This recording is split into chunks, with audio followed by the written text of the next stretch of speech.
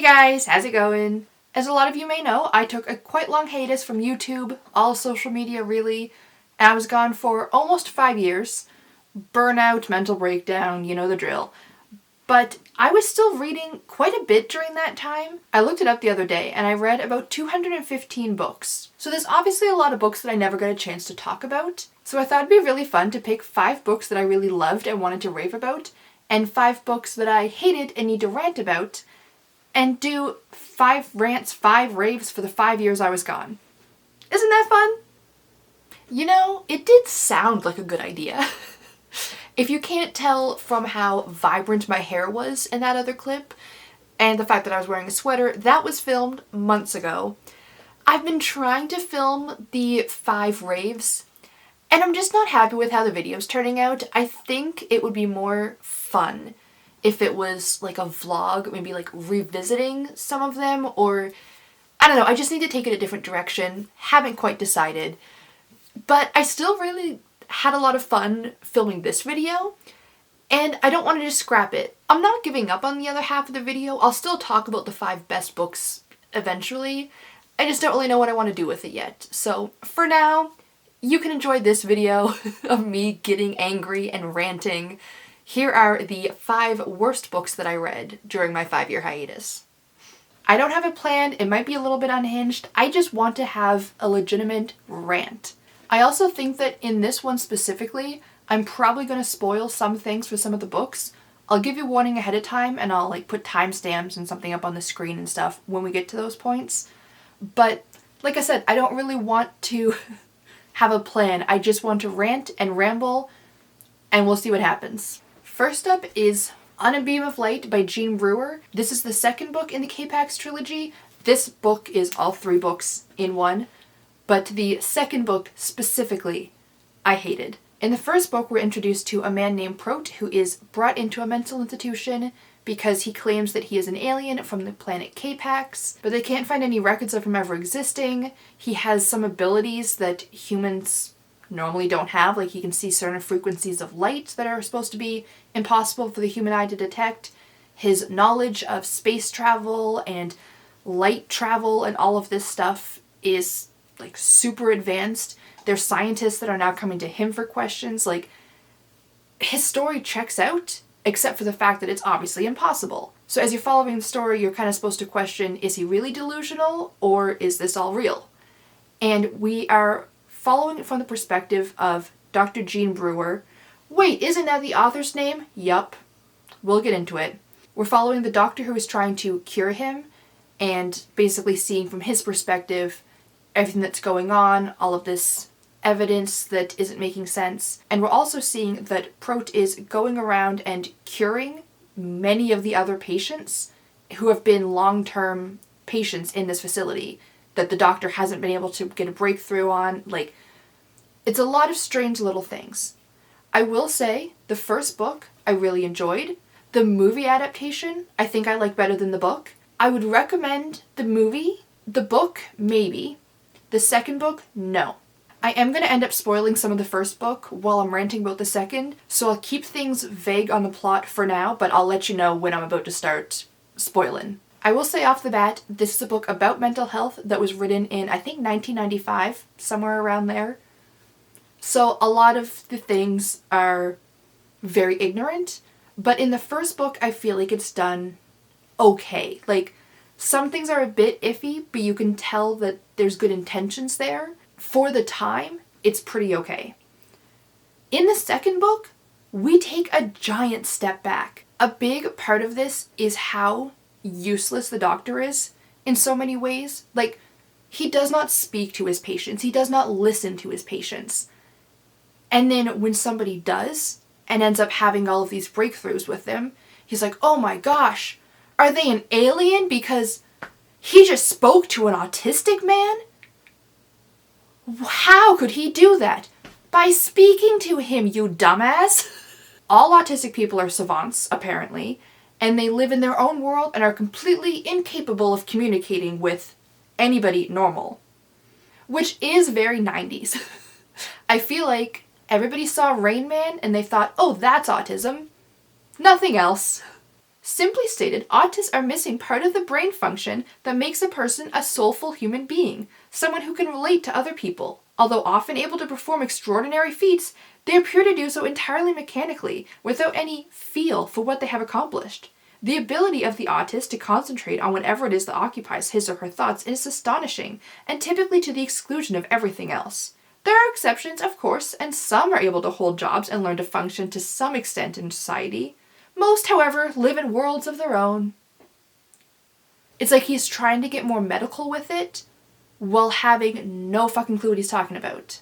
And as I said, our narrator, our point of view character, is indeed a self-insert of the author, and it makes the whole book feel so unlikable. And it's okay to have unlikable characters, but when the entire narrative of your story is based off of this unlikable character, and that unlikable character is the author, it makes the entire book unlikable and not in a fun way. And aside from that, so much of the fun of the first book was trying to figure out if he was an alien or someone with a mental illness. And we basically find out the answer at the end of the first book. He doesn't come straight out and say it. Like, you could argue that there's a little bit of ambiguity, but it's very heavily implied what's happening. So in the second book, you don't have any of that fun adventure, you don't have any of that wonder, but they're still rehashing everything from the first book all over again. Prot reappears, he has the same story, he's saying that he's from K-Pax, he's saying that he's going back on this date, and the doctor has this much time to cure him. We already did that, but now we know what the secret is. So why are we doing this whole song and dance again? It's useless to have the second book, and it's a badly written second book, and you removed all of the good parts and just amplified all of the problems with it. And I know that they probably just released a second book because the first one did so well and they thought, let's just do it again to get a second paycheck. You couldn't have come up with anything better? But I'm going to get into the plot of the second book now. So, spoilers for the first book, and I guess the second book. Here is the timestamp to skip ahead, and I will see you in the next book. So in the second book, we have his official diagnosis, which, especially for books at the time, is kind of predictable. It's DID, what was at the time known as split personality disorder, and Prot is one of the alters.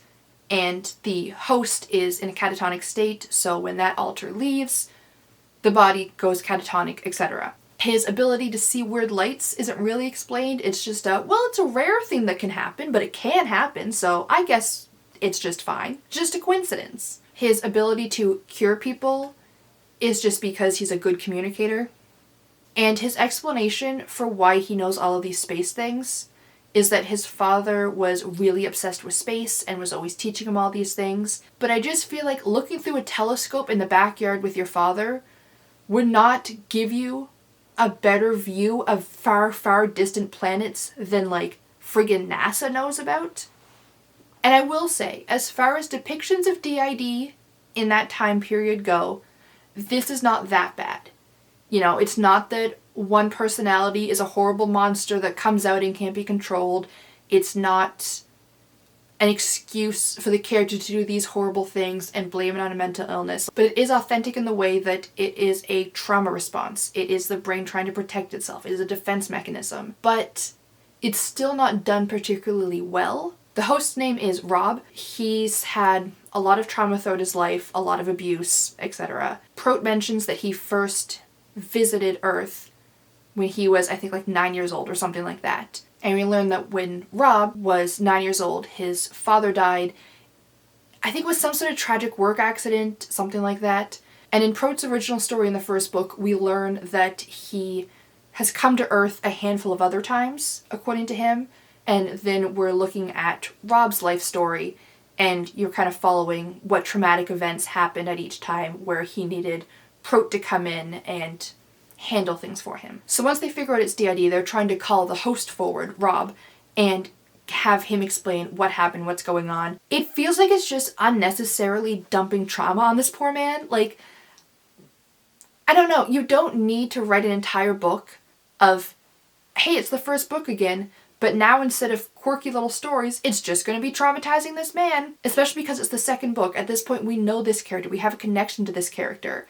So just having them dump all of this horrible stuff onto him just doesn't feel good. I'm curious what I tabbed up. Oh yeah, that's the other thing. He wants to delay Robert's treatment because Prot is still the main one who's fronting. They're just getting Rob to come forward every now and then under hypnosis and whatnot. He talks about how he wants to delay Robert's treatment so that Prot can keep helping out around the hospital and curing everybody for him. First of all, you are the doctor. That is your job. If you are so bad at your job that some random man off the street is doing it significantly better than you, get another job. Leave. Better yourself.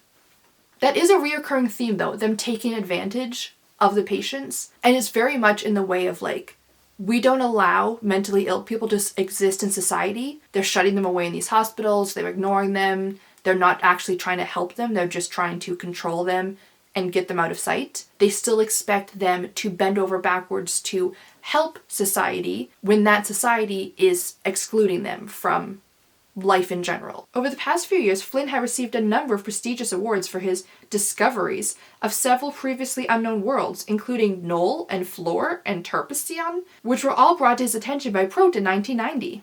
So not only are you taking advantage of all these mentally ill people, you're also taking credit for it. Cool. I put a red tab anytime something made me really mad. Ooh, yeah, I forgot that line. Okay.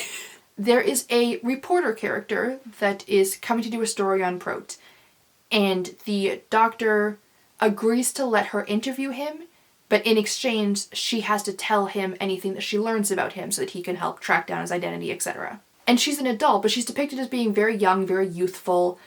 The way that she talks, the way that she presents herself, like, he keeps talking about how young she seems, even though she is a fully grown adult with a job and everything. Like, the emphasis on how youthful she is a bit much. And the doctor, I would like to say, is happily married, with children, happily married, talks about his wife a few times, but will not stop talking about this girl. And nothing happens between them.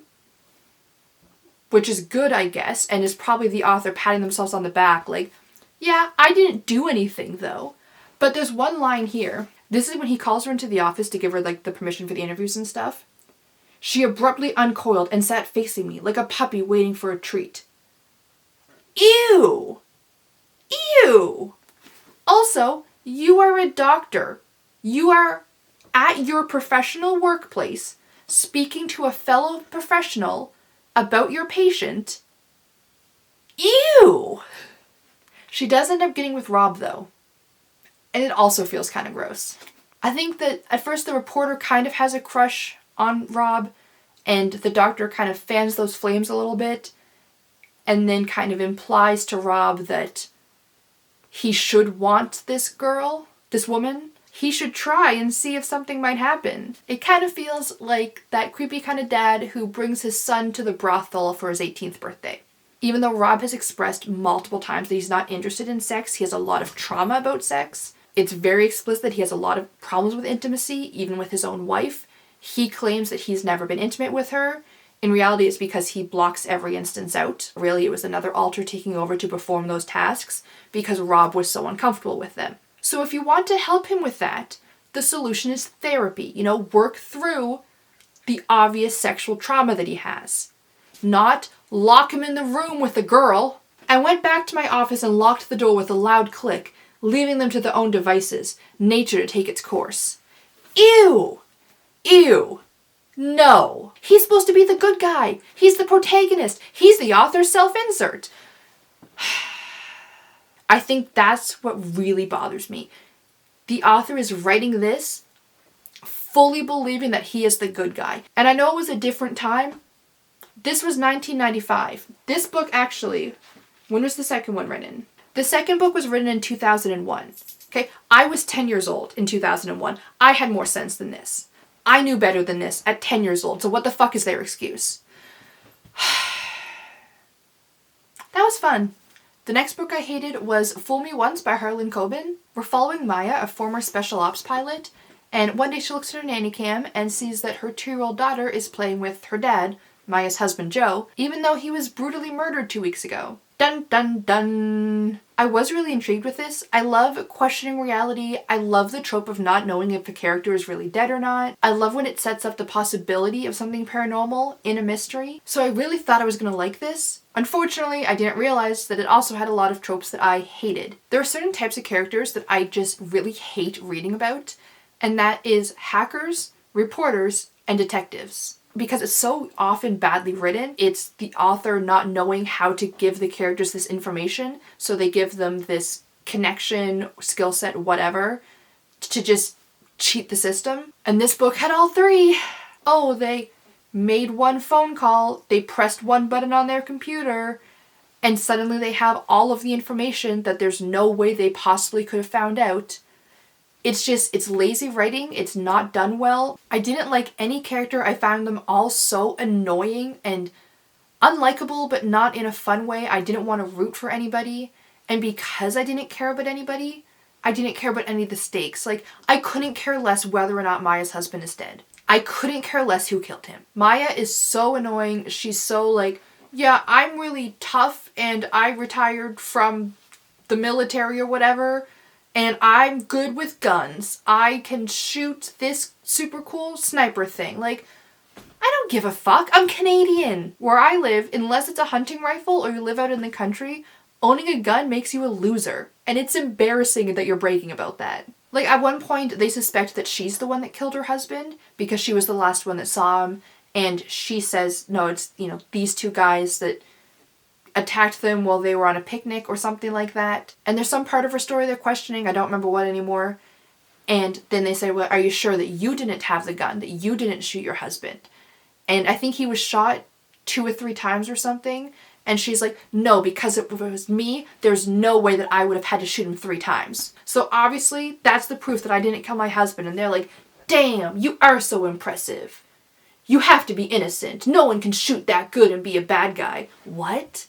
Okay, maybe I'm over-exaggerating that part a little bit. Maybe they weren't that hammed up. But still, I felt like for most of the book, I was just so uninvested because the plot was super weak. The writing felt so abrupt, like nothing was set up properly. When we did get reveals, they weren't executed well. The ending, once we get there, was so abrupt. The plot didn't make any sense. None of the characters are likable. So I was so uninvested. I couldn't care less what happened. And it's a mystery. The whole point is that you have to care because the entire purpose is they're solving the mystery. At least if it's a fantasy novel, even if you don't actually care what the resolution is, there's other elements that might be more enjoyable. Like the world building could be the main focus. Or in a romance, it's okay if the plot is really weak because you probably are there for the characters. In a mystery, I'm specifically there to figure out the answer. And when I don't even care about the question, you haven't done a good job. And now I'm going to spoil the ending. Here's the time to skip to the next book if you want to. The ending of this was so stupid. So we're following Maya. Maya is the point of view. Maya's whose heads we're in. And at the end of the book, we learned that Maya killed her husband the whole time, and she was just trying to frame these two guys. The way that it's revealed is so like, haha, got one over on you. But you didn't. You didn't earn that. It came out of nowhere, it didn't make sense, and I love an unreliable narrator. But there's a difference between being an unreliable narrator and just completely omitting a bunch of things just so you can say you surprised us at the end. It's like if you find out at the very end, and then there was aliens because they were in space the whole time, and I never told you that, but that's why you didn't know. There was invisible aliens. Gotcha. That wasn't set up. And if it was just an unreliable narrator kind of thing, I might enjoy that reveal, if I enjoyed the rest of the book. But this one specifically was so badly done, I felt like it was poorly planned. I don't feel like it was woven throughout the story at all. It completely contradicts certain things. It makes her actions make absolutely no sense. I felt like this book was just trying too hard to mislead me. I just found everything about this so frustrating, and I felt like I wasted my time. Next is The City Trilogy by Darren Shaw. Unfortunately, I read all 3 of them, and they just kept getting worse. This is the first book, Possession of the Dead. The second book is Hell's Horizon, and the third book is City of Snakes. The secondhand bookshop had all 3 books. I thought the covers were cool, and a lot of reviews made it sound like it was really interesting and up my alley, but it just fell short in a lot of ways. Our main character is some cocky young upstart who moves to the corrupt city to move in with his uncle, who's a criminal, and he wants to become a gangster, and he's learning about extortion and coercion and all of this stuff. It's marketed as a noirish, gritty urban fantasy for adults, and tagged as a horror fantasy mystery crime thriller. And I don't think it did any of those things well. I read the first book and only gave it a 4 out of 10, but I already owned the second book, and I read the synopsis, and it sounded even more interesting than the first one. The second one was taking a more fantastical turn. There was more magic. There are these ancient Incan secrets that are beneath the foundation of the city, like so many little things that I thought, okay, actually this might take a turn for the enjoyable. But again, none of those elements were done well either. The first book I gave a 4 out of 10. The second book, I think I gave it a 3 out of 10. And the third book, I gave it a 1.5 out of 10. From a writing and plot perspective, my main problems with this were that it was, hi Comet, trying to do way too many things at once and not doing any of them well. Like I said, a horror fantasy mystery crime thriller. You don't have to do everything in every book. You can write a fantasy horror, and then you can write a mystery crime thriller, or write a fantasy crime thriller, and then write a mystery horror. Like, you know what I mean? You don't have to do everything in every book. Aside from that though, I hated the characters. I hated our main character, especially in the first one. He is so like, I'm a badass tough guy, and I'm really good at everything, and I'm super good at crime, and I'm an asshole. Wow, whoop-de-doo. We can all be assholes, okay? And I don't mind an unlikable character arc, a redemption story, something like that.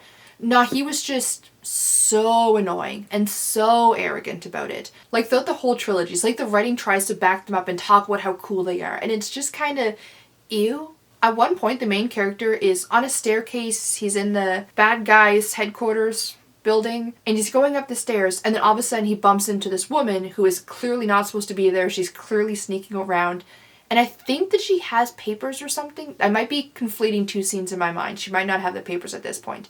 But anyways, it's a woman that is obviously not supposed to be there, and he's there working with, you know, this criminal guy. She just starts taking off all her clothes, and then they just hook up right there on the staircase, and then she just leaves him, and he's like, whoa, that was weird. But that totally seems like something that would happen to me. Super cool guy who girls want to do in a staircase as soon as they see me. Hell yeah.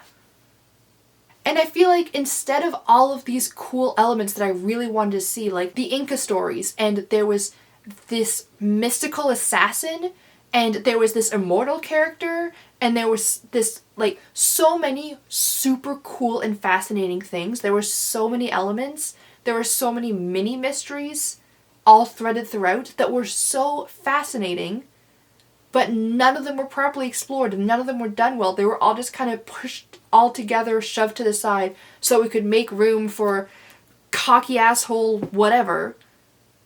I don't care about him. He's a waste of time and space. Tell me about the cool magic things. Tell me about this world. Tell me about how this city became so corrupt. Tell me about how the bad guy rose to power. Tell me about all of these things. Tell me who the assassin is. Like, we do learn all those things, but just for these brief little moments in between these assholes just being like, yeah, I'm an asshole. Huh, aren't I cool? No, I felt like I was just constantly rolling my eyes at every single thing every character did. Now, I know nothing about this author or any of his other books, but my impression after reading this series, it just feels like he comes across as an edgy little wannabe who is way too arrogant to realize that no one else thinks he's the shit. Darren, do you think that these guys are cool? And what pisses me off is that I did read all 3 books, because the premise of the next book just sounded so intriguing. And I thought that maybe they'll finally get that character arc. Maybe somebody will actually learn, hey, I'm actually pathetic. I should grow the fuck up. No, they don't. And then by the time I was halfway through the 3rd book and realized, oh great, nope, this is just more of the same, I figured, well, I've already read 2.5 books. I might as well just at least figure out how it ends so I don't have to keep having it in the back of my head forever. Because that's the problem with me and DNFs. It just stays marked as incomplete in my brain, and so I just think about it forever. And it's so annoying. I waste more time DNFing a book a lot of times than if I just suck it up and read it. Which is a problem. That's a me thing, I know. So I was annoyed that I had to read all 3 books, and this series is what put me into my reading slump that I'm only just getting out of the last few months. Looking at the reading stats from those 5 years, in 2021, I went on my hiatus in like March, I think. After March, I only read 9 books. That was the worst of my burnout. Then in 2022, I read 49 books. In 2023, I read 112 books. In 2024, I read 21 books. I probably would have ended up reading like between 100 and 150 books that year, just based off my momentum and how everything else was going. And I had read 9 books in January, then picked up this book. It took me 2 months to read it. I took a month break, then I read the sequel. I think I took another month to read that. Then I read through the 3rd one, and then didn't read anything until July. And then I only read 10 books for the entire rest of the year. And then in 2025, I only read 15 books, and I think that like 7 of those were in the last couple months of the year. This book made me so mad. I regret this book so much. I shouldn't have picked it up. But like I said, it looked so interesting. It sounded so interesting. The covers looked so good. The synopsis has sounded so good. I just hated the writing. I hated the characters. And it just never got better for me. Next is The Leftover Woman by Jean Kwok. Despite the singular woman in the title and the cover, we are following 2 different points of views. First is Jasmine, a Chinese woman who is fleeing from her abusive husband. She comes to the US to look for the daughter that was taken from her at birth as part of China's one-child policy. And the second one is Rebecca. She is a wealthy and successful white woman who seems to have it all. In the synopsis, it says that she has a prestigious family name and the wealth that comes with it, a high-powered career, a beautiful home, a handsome husband, and an adopted Chinese daughter that she adores. But then she gets caught up in a controversy at work and everything's in jeopardy, etc. It's funny because every time I think of this book, I think, oh, it wasn't that bad. But every time I think about it, I struggle to think of what I enjoyed, and I just realize more and more things that annoyed me about it. And the more I think about it, the more frustrated I get. So I think that I'm just in denial, and I really did hate this book. But even just from the synopsis, it felt so unbalanced. Like, Jasmine is in a foreign country where she doesn't speak the language very well. She's fleeing from her abusive husband. Her daughter was kidnapped. There's like a gang that's after her. She can't repay them, the people that snuck her into the country. Like, she's running for her life. Rebecca works in publishing, and it comes out that one of her clients lied about a key part of their memoir. And now obviously it makes her look bad, and there's this backlash and everything. But she did look into it, like she followed up, she did her research, she did her due diligence. The client was just a really good liar. Jasmine has a lot on her plate. And not to compare traumas, but Rebecca might get in trouble at work. But she's one of the top publishing executives. Her late father owned the company. She has all of this other success. She'll be fine. Rich people drama at work just doesn't really compare to poverty and running for your life and finding a missing child. Rebecca also just does a lot of like passive-aggressive racist things. And I will say, the book was written by an Asian woman, so take my opinion on this with a grain of salt. But Rebecca is always criticizing the Chinese nanny that she hired. She's just always making little digs at her about things she doesn't understand, about her broken English, like, in a way that just feels really unnecessary. To be fair, she is judgmental of everybody. Like, she's also always talking about how the nanny's nails are dirty sometimes, and how sometimes her daughter gets her dress muddy when she's playing. Like, it's not just that she's criticizing this person's race, but it's just so frustrating because anytime there's any sort of communication issue, any sort of misunderstanding, she reacts with such frustration and criticism and like blame. And it's like, you specifically hired this woman because you want her to be speaking Chinese, which is a language, I might add, that your husband is fully fluent in, that your daughter is fluent in, that you are the only one in this household who does not speak, and yet you're criticizing this Chinese woman for speaking Chinese?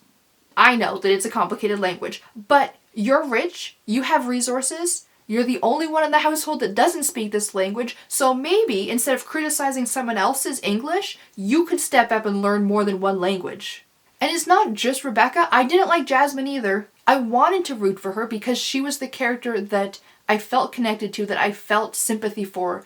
I really, wanted her to succeed. I wanted her to find her daughter. I wanted her to be reunited. I wanted her to escape and get this better life and all of this stuff. But as a character, I just found her so annoying and frustrating. She's also a trope that I really hate, of the plain-looking girl who everyone overlooks, but then suddenly she takes her hair out of the bun and she makes a pouty face and everybody gasps at how beautiful they realize she is. Like, I'm sorry, you couldn't tell that she was cute? You couldn't tell because her hair was in a bun? You thought she was ugly because her hair was in a bun and then she took her hair down and now she's the most gorgeous thing you've ever seen in your whole life? What is wrong with you? Also, even though she had a lot going on, a big portion of her point of view was taken up by a love interest that I couldn't care less about. Because when she gets to New York City, famously large New York City, she happens to stumble across her childhood best friend who moved to the States around the time that she got sold off into marriage. And even though she's fleeing for her life, being chased by a gang, having to make all of this money in such a short time, being chased by an abusive husband, and looking for her kidnapped daughter, she's thinking, should I go meet up with this guy? You don't have time for that! And they had no chemistry whatsoever. I couldn't care less about them as a couple. And again, the ending, I hated it. So I'm going to spoil the ending. If you want to read this book and don't want spoilers, skip to this time. See you soon. I liked certain elements of the ending. So obviously we learned that Rebecca's adopted daughter is Jasmine's biological daughter. I think we all saw that coming a mile away. What is not obvious, for reasons that I don't think are completely fair, but I'll get into that in a second, is that the Chinese nanny is Jasmine. So it's a dual point of view. But we find out at the end that the two stories are 2 weeks apart or a month apart or something like that. So we're following Rebecca in the current timeline. Jasmine's point of view is 1 month behind. So Jasmine, we see her going to work. She works at this strip club. She's a waitress. And we're seeing her doing all these things. So you're under the impression that the nanny couldn't have been Jasmine. Because, first of all, she has a different name, but also because we know what Jasmine is doing at every point of the day. We know that she's not here with Rebecca and Fifi. She can't be in two places at the same time. But then we learn, oh, actually, you were just secretly having a delayed timeline. So it just kind of feels unfair. It doesn't feel justified as a surprise. So it's revealed that Jasmine is the nanny and that she is nannying her own biological daughter. And she's trying to figure out a way to get her daughter back, basically, because she does respect the family, especially the husband, and she knows that they're good parents. And so that's something that I thought would be intriguing because I thought, what's the right option here? They've been raising this girl for 5 years. They are her parents. They're the only parent she's ever known. They didn't do anything wrong. Someone else kidnapped the daughter, sold her to the adoption agency. The parents had every reason to believe this was legitimate. It's not fair to them to lose their daughter. It's not fair to the daughter to lose her parents. But also, this woman is her biological mother. She was kidnapped. And I really liked that argument. And I felt like we got such a cop-out. So in the end, she's at Rebecca's house. She's nannying. And that's where the husband finds her. And it turns out that the husband was also a friend of Rebecca's husband. And he was the one that connected them to the adoption agency because, of course, he's the one that sold the child to them and all of this stuff. So he's there to take Jasmine back, bring her back to China, and things escalate. Now he's threatening to kill them, etc. Jasmine has gotten a hold of Rebecca's gun, and when the husband goes to attack them, she shoots and kills him. And now Jasmine thinks, well, I'm going to be wanted for murder now. I do have to leave. I can't be with my daughter anymore. So Rebecca wipes Jasmine's fingerprints off the gun, and she's like, well, it's my house. This is my gun registered to me. My fingerprints are on it. We'll say that I shot him. And she basically uses her white privilege for good for once. Yay. She's a wealthy white woman, and she's claiming it's self-defense from this Chinese man with gang affiliations. So, no consequences for her. But if Jasmine sticks around, it's going to come out that that was her husband, and people might look into it and start asking questions, so she has to go back to China and leave her daughter behind. And she also brings the childhood best friend with her, and they stay together, I guess. And while it's a fine solution, like, I don't know if I would have been happy one way or the other. If the two parents lost their adopted daughter, that's crappy. If Jasmine loses her biological daughter, that's crappy. There's not, I don't think, a working dynamic for the three of them, especially with how Rebecca sees Jasmine as so beneath her. So it is a fair excuse to kind of not have an answer. And in the epilogue, the daughter is now, I think, 18, and she travels to China to reunite with Jasmine, spend some time with her, get to know her biological mother. And as nice as that is, why did it take 14 years? I think she's 4 in the events of the story. I might be wrong on that. But why did it take so long for her to visit again? Fifi was so attached to Jasmine. Like, even when she just thought she was her nanny, they had such a bond. And the family is rich and has all of these ties to China. Her husband used to live in China for a really long time. He's a professor or expert in something China related. I don't remember what. I know that most people can't just travel to China all the time, but they're rich. They have all of these connections. And you have a Chinese daughter who you were going so far out of your way for her to get to know her culture.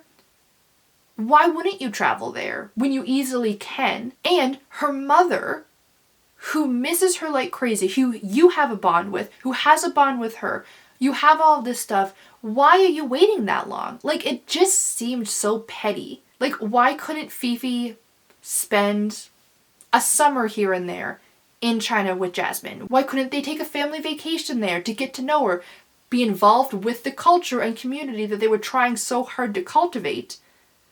You know what I mean? Like, it just felt so empty. It was just such a sour note to end on for a book that just had so many other things that I disliked about it. I yelled too much and my battery died. The final book I want to rant about is In Case of Emergency by E.G. Scott. Basically, a woman's boyfriend has gone missing, but he's super secretive, like, doesn't want anyone to know they're dating, doesn't even want her telling anybody that he exists.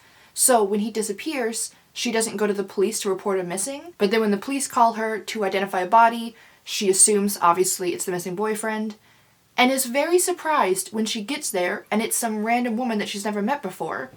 And then she's even more surprised when she finds out that the woman had her listed as her emergency contact. So now she's a person of interest, her boyfriend is still missing, she's trying to figure out who in the world this Jane Doe is, etc. I was really curious about the mystery of this.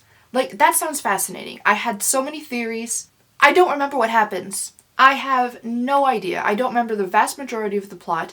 I don't remember who the boyfriend is, or who the woman is, or what ended up happening to anybody. I'm sure if I looked through the synopsis and really tried to jog my memory, I could.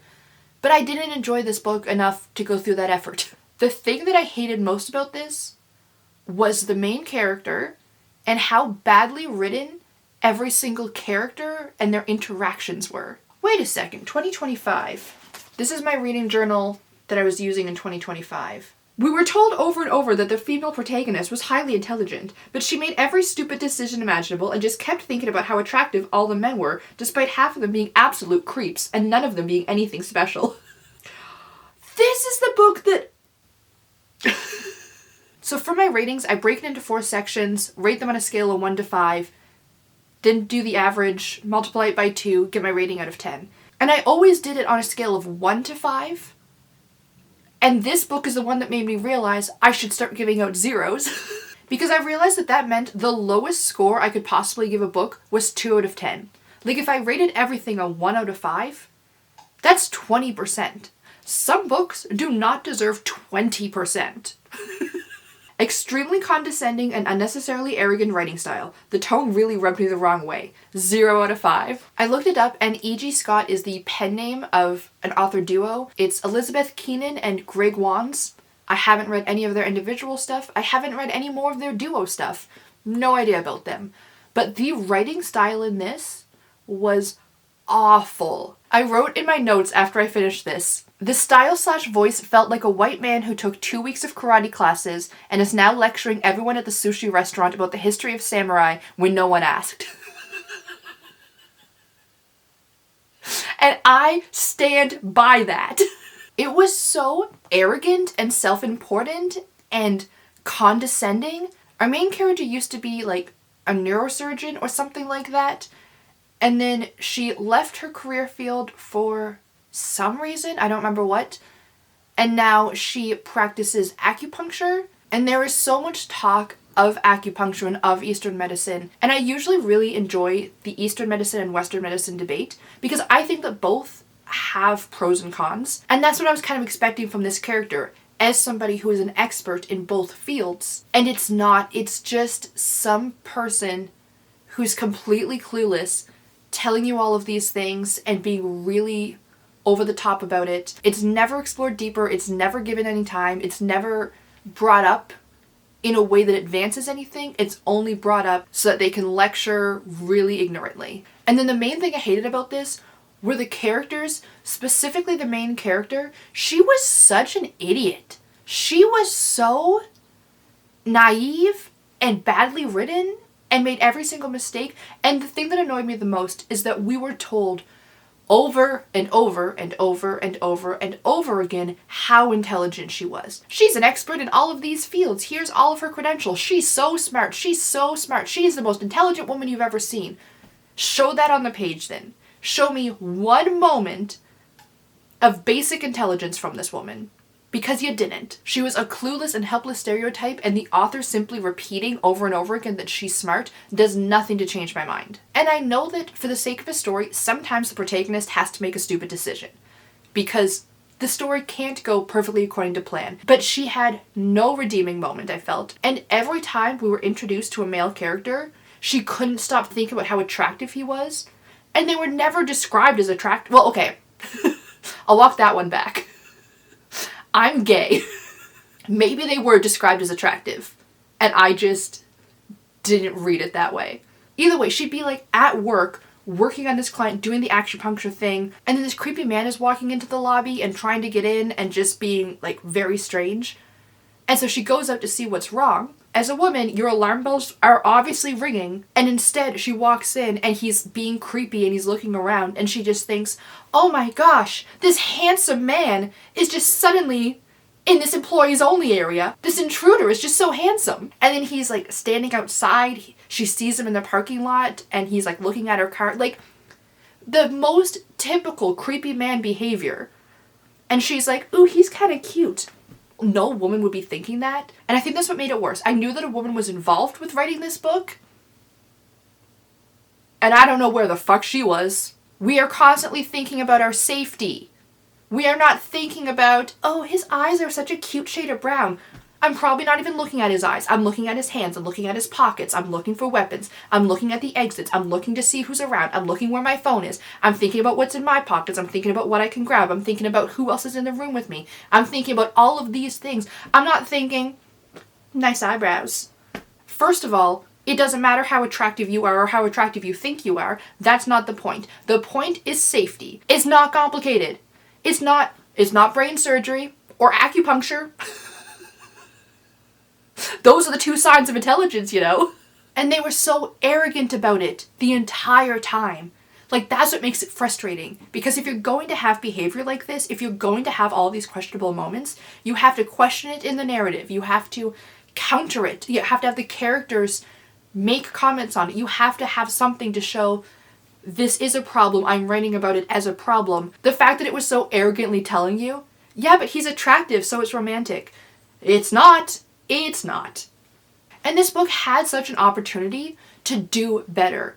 You know, like I said, that mystery, fascinating. I was very curious. I'm still curious how it ends. If this story had been about that mystery and this woman's grappling with the Western medicine and Eastern medicine and her really successful career versus this new small business and the struggles and how she's not now taken seriously in either social circle, like, that would have been fascinating. If these creepy men had been questioned and had a chance to redeem themselves and were able to grow and learn and be strong characters instead of just a whiny little creep that thinks they're entitled to walk into any space just because they exist, it had any level of maturity, had any level of awareness, this could have been a good story. But it wasn't. That felt good. Sometimes you just need to rant and yell a little bit. I've had a very long week. If you've read any of these books, I really, really want to know your thoughts. When I was preparing for this video, I went on Goodreads to look up all the synopsises just to refresh my memory. But there's quite a few high reviews on all of these books. So I really want to know, if you hated this book and you also want to vent, feel free. That sounds fun. Trust me, I had a blast. But if you liked these books, genuinely, I really want to hear about it. Like, tell me why, because I know a lot of these problems are personal pet peeves, but if you read any of these books and were fine with them or even liked them, I want to know, because I would find that so fascinating. But that is going to be it for today's video. If you guys enjoyed it, please hit the like button to let me know, and subscribe to stay updated with the rest of my videos, where I am usually quite a bit more positive than this. I post new videos once a week, usually reading or writing related. So I hope to see you guys next time, and until then, have a great day. Bye!